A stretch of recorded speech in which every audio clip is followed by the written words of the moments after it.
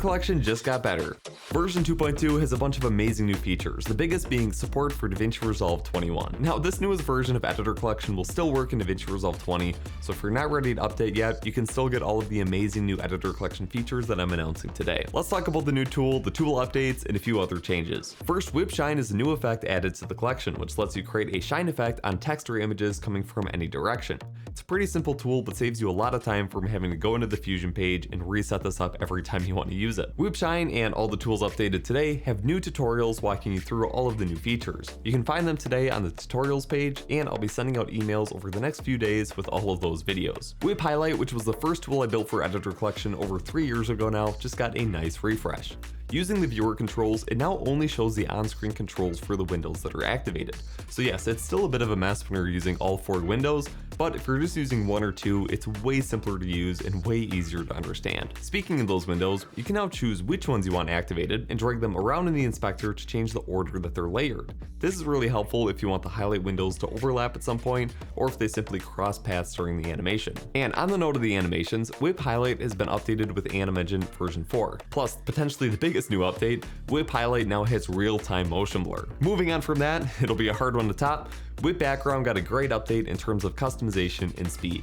On the main page, there's a new background generator to create a checkerboard pattern, and under the overlay tab, there's a new grid generator. The new grid overlay is affected by all of the same overlay modifiers in the previous version, like displacement, movement, rotation, glow, and depth of field, and the particle option in this update has been greatly improved to let you customize the movement of the particles and have them bounce around the screen so that way they stay contained. Now, the particle system in WippBackground is highly optimized compared to what you would quickly set up in the Fusion page, even when using a bunch of images as particles. That said, if you're using the particle overlay, I recommend rendering out a longer version of WippBackground that you can then reuse throughout your project. This is going to be a lot more reliable and save you time when scrubbing through your project and rendering the final version. If you want some more information on that, I talk about why this is important and how to do it in the WippBackground tutorial. The last 2 things about WippBackground, it has a new vignette effect as well as chromatic aberration built right in. WippMagnify has also been significantly improved with Animation version 4, more reliable customization, as well as real-time motion blur. Previously, WippMagnify had a few bugs with its match functionality that made it difficult to use compared to something like WippZoom.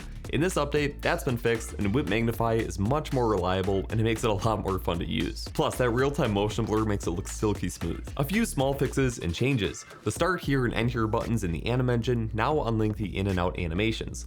99% of the time you had to do this anyways, so this just saves you the click. WippList now has a new offset count option under the bullet content menu, so you can have it start counting at something like 5 instead of 1. And finally, I fixed an issue with the Whip panel content effect, which caused it to not recognize the animation parallax feature, so that works now. A bittersweet part of this update has to do with the Whip Grid tool. I've been working on updating this tool for a long time, and the new version has grown way past the scope of EditorCollection and will soon be separated into its own tool. The new version of Whip Grid is going to be absolutely amazing, but since it's being removed from EditorCollection, there's going to be a legacy copy of the tool available for download in your account. This ensures that you can keep using the version of the tool that you paid for, and that it works before the new update comes out as well as after the new version comes out. All EditorCollection customers are going to get a massive discount on that tool when it comes out, but for now, if you have any questions about it or concerns about this change, please reach out via my website and I'll get those questions answered. But that wraps it up for this update. If you've already bought EditorCollection, you can download it for free at your account page today. And if you don't have EditorCollection, I highly recommend picking it up so you can get access to all of these new features. It's a pack that just keeps getting better and better and is going to save you a ton of time while editing, so check it out at the link down below.